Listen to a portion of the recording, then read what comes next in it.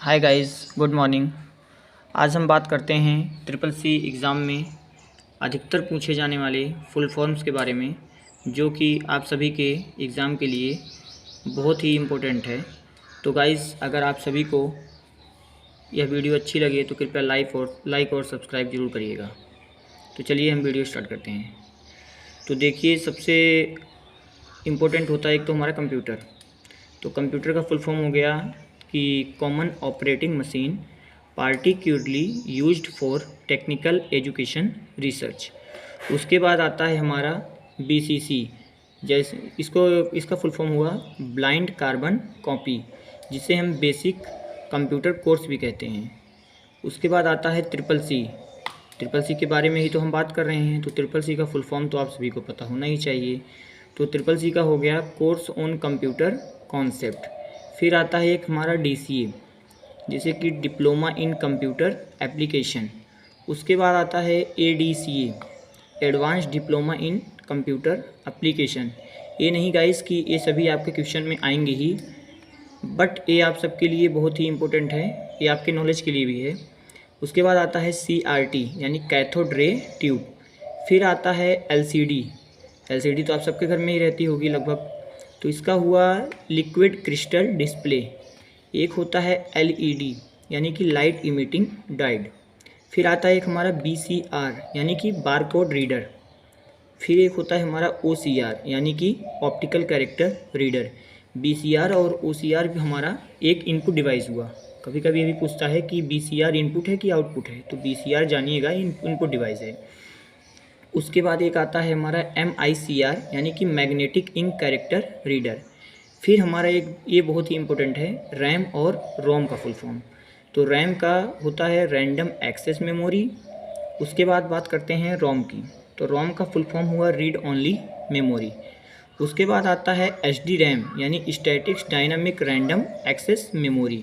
एक आता है ईईपी रोम का यानी electrically erasable programmable read only memory.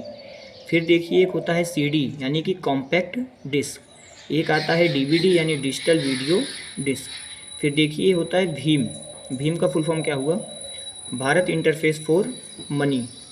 उसके बाद आता है हमारा एक यूपीआई का उपयोग तो आप सभी लोग करते होंगे लगभग, तो इसका तो फुल फॉर्म आप सभी को पता होना ही चाहिए, पर फिर भी चलिए हम आपको बताते हैं, यूनिफाइड पेमेंट इंटरफेस।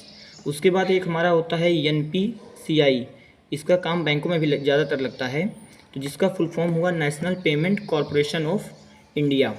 उसके बाद आता है आईआरसीटीसी, रेल से यात्रा तो आप सभी लोग करते हैं, पर आप सभी को आईआरसीटीसी का फुल फॉर्म भी पता होना चाहिए, Indian railway catering and tourism corporation.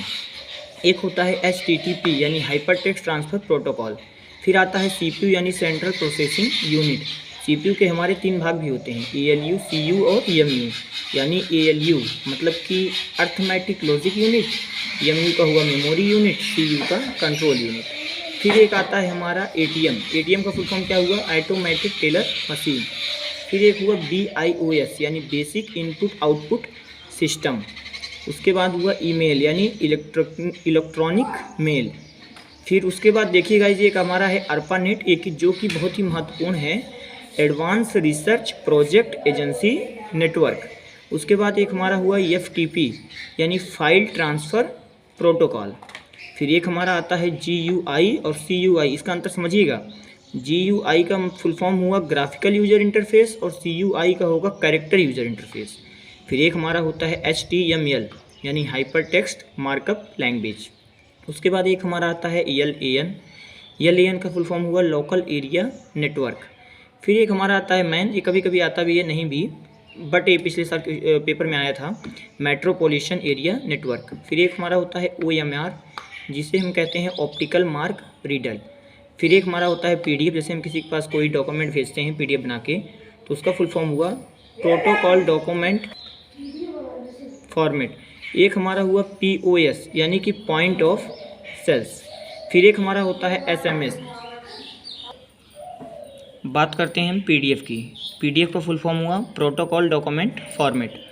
उसके बाद POS का हमने आपको बताया था। फिर एक हुआ SMS यानी शॉर्ट मैसेजिंग सर्विस।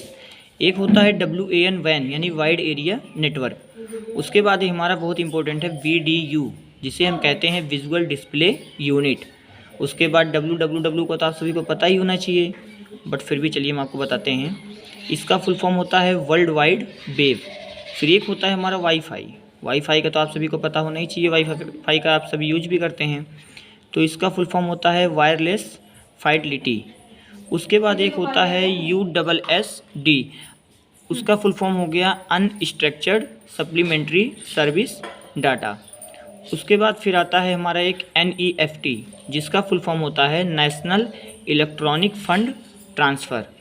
उसके बाद आता है RTGS यानी रियल टाइम ग्रॉस सेटलमेंट।